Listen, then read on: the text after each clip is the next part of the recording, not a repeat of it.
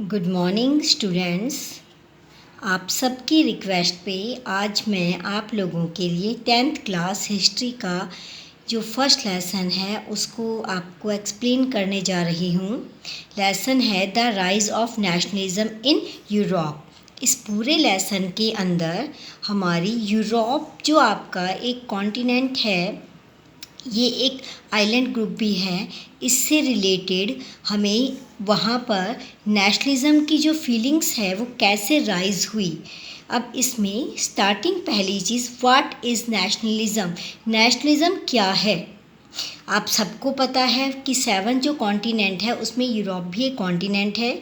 यहाँ पर नेशनलिज़म की फीलिंग जो है वो क्या हुई, राइज़ हुई। अब नेशनलिज़म की फीलिंग क्या है यहाँ पे? नेशनलिज़म का एग्जैक्ट हिंदी मीनिंग होता है राष्ट्रवाद। अब ये राष्ट्रवाद क्या होता है? इसका मतलब है कि जब किसी कंट्री में रहने वाले जब लोग किसी एक रिलीजियस, कास्ट, लैंग्वेज किसी चीज़ को भी लेकर अपनी एक जो बाउंड्री होती है उस बाउंड्री के अंदर अपने लिए न सोचकर अपनी कंट्री के बारे में सोचते हैं, उसे यूनिफाइड करने के लिए वो कोशिश करते हैं। ऐसी फीलिंग जब राइज़ होती है तो उसे नेशनलिज़म की फीलिंग्स कहते हैं। तो ये तो लेसन का नाम था। यूरोप के अंदर इस पूरे लेसन के अंदर हमारी जो नेशनलिज़म की फीलिंग है वो जो है फ्रांस, जर्मनी, इटली, ब्रिटेन, बहुत सारे कंट्री में यहाँ पे नेशनलिज़म की फीलिंग्स बताई जाएगी। जैसा कि आपने 9th क्लास की प्रीवियस लेसन में पढ़ा था फ्रेंच रिवॉल्यूशन, तो उसी चीज़ को लिंक करके इसमें आगे आपको बताया गया है। फ्रेंच के साथ साथ इटली में, जर्मनी, ब्रिटेन ये कैसे यूनिफाइड हुए और इन्होंने कैसे नेशनलिज़म की फीलिंग को राइज़ किया, ये सारी चीज़ें आपको इस लेसन में एक्सप्लेन की जाएंगी। यहाँ पर जो लेसन की स्टार्टिंग है मैं आपकी एनसीईआरटी बुक से कर रही हूँ। ये देखो स्टार्टिंग की गई है, आपको एक डेट दी गई है 1848। 1848 के अंदर यहाँ पे एक नाम है, एक आर्टिस्ट है जो कि फ्रेंच आर्टिस्ट है जिनका नाम है फ्रेडरिक सरियू। ये 1 मार्क्स के लिए क्वेश्चन है आपके लिए और आई होप आपको सबको लर्न करना है। आर्टिस्ट कहाँ के थे? फ्रेंच के थे। नाम क्या था उनका? फ्रेडरिक सरियू। डेट क्या थी? 1848। इन्होंने एक पेंटिंग तैयार की थी जो कितनी सीरीज़ में थी? 4 सीरीज़ में थी। तो ये भी आपको पता होना चाहिए कि कितनी सीरीज़ में थी। इसके थ्रू उन्होंने वर्ल्ड को बताया था कि कैसे वर्ल्ड के अंदर डेमोक्रेटिक एंड सोशल रिपब्लिक जो नेशन है वो धीरे धीरे तैयार हो रहा है। In a first print of the series show the peoples of Europe and America. इसकी जो फर्स्ट प्रिंट है वो यूरोप और अमेरिका के जो लोग हैं उनको रिप्रेजेंट कर रही है। इसके साथ साथ man and womens of all age and social classes marching in a long train. ये जो आपको पेंटिंग दिखाई गई है इसमें ये बताया गया है, फ्रेडरिक सरियू की पेंटिंग है। इसमें ये जो अमेरिका और यूरोप के जो लोग हैं वो एक लाइन के अंदर एक दूसरे के पीछे जा रहे हैं। कुछ लोगों के हाथ में मशाल है, ये एक लिबर्टी को शो कर रहे हैं। यहाँ पर एक जो आपकी फ्रीडम की जो स्टैचू है उसमें जो लीडरशिप क्वालिटी है वो अमेरिका है। स्विट्ज़रलैंड ये सब क्या बनाना चाहते हैं? एक नेशन स्टेट बनाना अब ये तो नेशनल बन चुके हैं, लेकिन इनके बाद में अब धीरे धीरे जो फ्रेंच वगैरह है ये भी नेशनल स्टेट बनना चाहते हैं। तो यानी कि कहने का मतलब है स्टेप बाय स्टेप यहाँ पे बताया गया है। देखो कुछ लोग अभी पीछे हैं, तो ये लोग आगे हैं, फिर पीछे हैं, फिर उसके पीछे हैं। तो कहने का मतलब है एक लॉन्ग ये पूरी एक क्यू में ये लोग खड़े हुए हैं और ये सब क्या बनाना चाहते हैं? अपने लिए एक नेशन स्टेट बनाना चाहते हैं। जो फ्रेंच है उसके पीछे जर्मनी के जो लोग हैं उन लोगों ने ब्लैक, रेड और जो मतलब है ना, मतलब सुनहरा रंग का फ्लैग है वो उन्होंने ले रखा है। यहाँ पर 2 मेन वर्ड दिए हुए हैं जो आपको पता होना चाहिए। इसमें देखो क्या वर्ड है? पहला है एब्सोल्यूटिज्म। ये 1 मार्क्स के लिए दोनों वर्ड हैं वो सीबीएसई के थ्रू पूछे जाते हैं। देखो एब्सोल्यूटिज्म टिस्ट का क्या मतलब होता है? इसका मतलब होता है कि ऐसी गवर्नमेंट जो क्या करती है, इतने स्ट्रॉन्ग उसके वो होते हैं, रूल्स होते हैं कि उसको कोई भी मना नहीं कर सकता। यानी कि उन्होंने जो डिसीज़न ले लिया वही डिसीज़न उनके लिए मेन होता है, वो किसी और कोई उसके इंटरफियर नहीं कर सकता। ऐसी जो गवर्नमेंट होती है उसे एब्सोल्यूटिस्ट के नाम से जाना जाता है। हिंदी में कहेंगे इसको निरकुशवाद, यानी कि जिसके ऊपर कोई कंट्रोल ना कर सके, किस वाद ना कर सके, जिसके बारे में कोई बोल ना सके, उसके डिसीज़न को ही मानना होगा। ऐसी जो गवर्नमेंट है उसे एब्सोल्यूटिस्ट गवर्नमेंट कहते हैं। उसके बाद में सेकंड जो वर्ड है ये इसकी डेफिनेशन है, आप देख लेना। उसके बाद में अगला वर्ड है यूटोपियन। यूटोपियन वर्ड जो है उसकी एग्जैक्ट मीनिंग होती है जैसे कल्पना, मतलब जो आपकी सोच के अंदर है, एक्चुअल में ऐसा कभी होता नहीं है।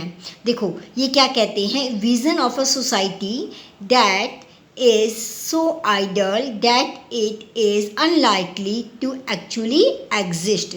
ये कह रहे हैं ये ऐसे विज़न चाहते हैं, ऐसी सोच है सोसाइटी की जहाँ पर कोई किसी को कम नहीं समझता, कोई किसी को ज़्यादा नहीं समझता, सब लोग एक जैसे हैं, आराम से रह रहे हैं, कोई किसी के बीच में इंटरफेयर नहीं करता है। तो ऐसी जो सोसाइटी है, ऐसी सोसाइटी चाहते हैं कंट्री के अंदर, और ऐसी सोसाइटी पॉसिबल है बिल्कुल नहीं है। जहाँ पर रिसोर्सेज को, हर चीज़ को आपस में डिवाइड किया जाए, इट इज़ इम्पॉसिबल, ये नहीं हो सकता। तो यहाँ पर ये 2 पॉइंट हैं, आपको दोनों पॉइंट समझ में आ गए होंगे। ये इनकी डेफिनेशन है। इसका यहाँ पे ये क्या बताना चाहते हैं कि एक ऐसी गवर्नमेंट जो क्या है, इतनी स्पेशल है, जो कि एक्चुअल में होना पॉसिबल ही नहीं है। इतना क्या बोलूँ मैं आपको इसमें रिलेटेड कि हर चीज़ इतनी पॉजिटिवली पीसफुली इम्पॉसिबल है। ह्यूमन का नेचर ही ऐसा है कि ये सब नहीं हो सकता। यहाँ पे जो लोग हैं वो मशाल लिए हुए हैं और ये charter of the right of mans को एक हाथ में लिया हुआ है, जिसके अंदर वो क्या बता रहे हैं कि मैन के राइट्स क्या क्या हैं, और ये सब इस इमेज के आसपास घूम रहे हैं। और सरयू है वो एक ऐसे नेशन की डिमांड कर रहा है जो कि अभी आपको बताया गया है। उसके बाद में यहाँ पे आपके लिबर्टी, यूनाइटेड स्टेट्स, स्विट्ज़रलैंड, ये सब ऑलरेडी नेशनल स्टेट बन चुके हैं। फ्रांस जो है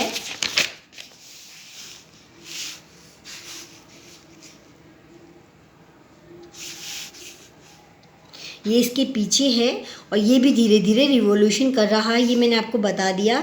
इसका जो फ्लैग है वो ट्रिकुलर है, 3 कलर्स का है। वो कलर्स भी आपको नीचे बता दिए जाएंगे। He just reach the status she is followed by the people of Germany bringing the black, red and gold flag. ये जो कह रहे हैं कि इनके पीछे जर्मनी है और जिसने बियर किया हुआ है black, red and gold flag किया हुआ है। तो यहाँ पे जो फ्रेडरिक सरयू है उसकी इमेज को शो किया गया है कि उसने नेशनलिज्म की फीलिंग को कैसे फील किया और उसने कैसे अपनी पेंटिंग के थ्रू ये सब आपके सामने किया। Germany peoples did not yet exist as a national state, united state. जो जर्मनी के जो लोग हैं वो अभी नेशनल स्टेट नहीं बने हैं। The flag they carry is an expression of liberals hopes in 1848 to unify the numerous German speaking principalities into a national state under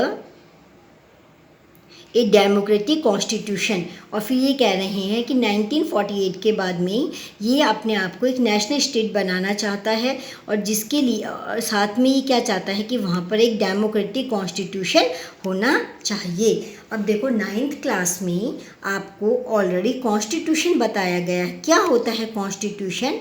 ये आपके रूल्स का एक रिटन सेट होता है।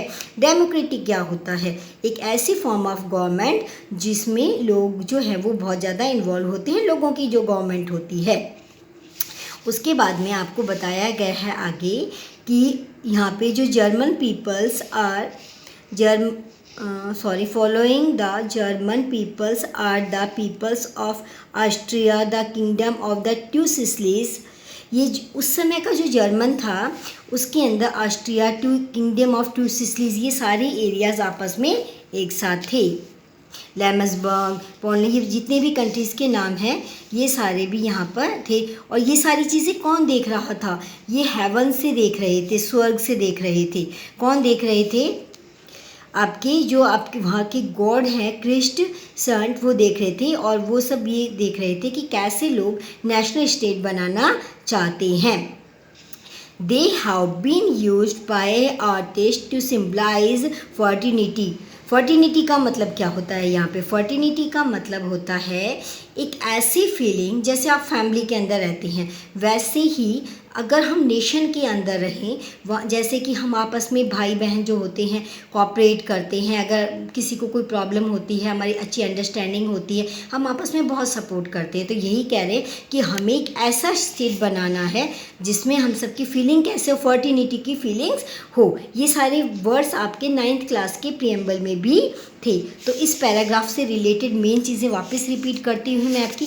इससे रिलेटेड अभी कुछ भी नहीं है, कलर्स हैं फ्लैग के वो देख लेना, बस ये वाली जो लाइन है वो और ये जो 2 word. Thank you. I hope आपको ये वीडियो सब पसंद आई होगी। आई हो तो प्लीज़ लाइक सब्सक्राइब शेयर ज़रूर कीजिए। इससे रिलेटेड वीडियो मैं आपके नेक्स्ट जो मेरा है उसमें ज़रूर बनाऊँगी।